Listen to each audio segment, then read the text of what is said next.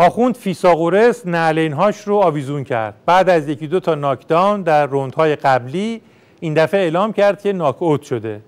منظورم از ناکداون اون دفعه است که گفت دیدم توی برنامه طنزی ادام رو در آوردن و اونی که این طنز رو اجرا کرده مرتکب گناه شده. کسی صدای شما رو تقلید کرده بود و اون صدا پخش شد، ما هم شنیدیم و خب بعضی ها هم خندیدن، خودم هم شنیدم. بله، کسی تقلید کرده که شخصی این کار کرده، کار خوبی نکرده و این کارها کار درستی نیست. اگر خدای ناکرده به قصد تنقیص یا تمسخر باشه حرام هست. منظورم از ناک اوت هم اینه.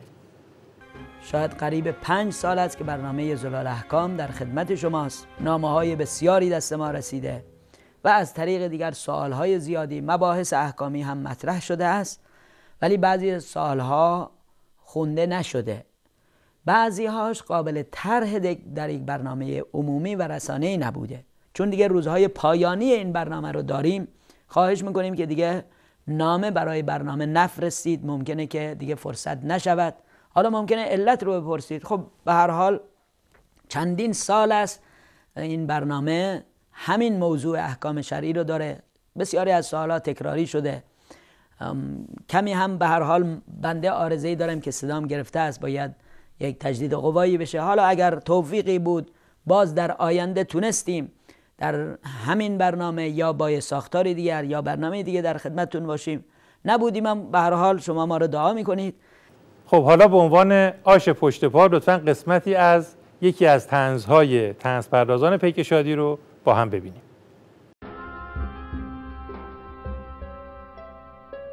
پرسیدن اگر بعد از پخت برنج متوجه شویم فضله موش داخل برنج بوده، تکلیف ما چیست؟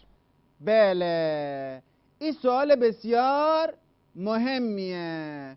این بستگی به وضعیت مزاجی شما داره. اگه برنج تناول فرموده و سیر شده بوده، دیگه لازم به خوردن فضله موش نداره، یعنی نیسته. اما اگه دیدی بازم جا داری، احوط آن است که فضله موش رو با نون بزنی ترک. حالا تلفن بشنفیم. گوشم چرکی شد، دکتر گفت باید پنبه داخل گوشت بذاری. آیا درسته پنبه داخلش باشه؟ بله، پنبه داخل گوشتون باشه ها.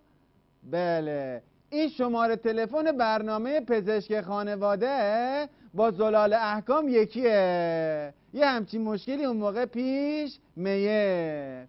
اما از نظر فقهی یه سری شبهاتی در رابطه با گوش و پنبه وجود داره که خودش یه بابیه در فقه و اصول و اصلا گوشه که شما واردش بشه خودش یه جای پیچ در پیچه که نمیشه ازش خارج شد. وای به حال این که توش پنبم بکنه.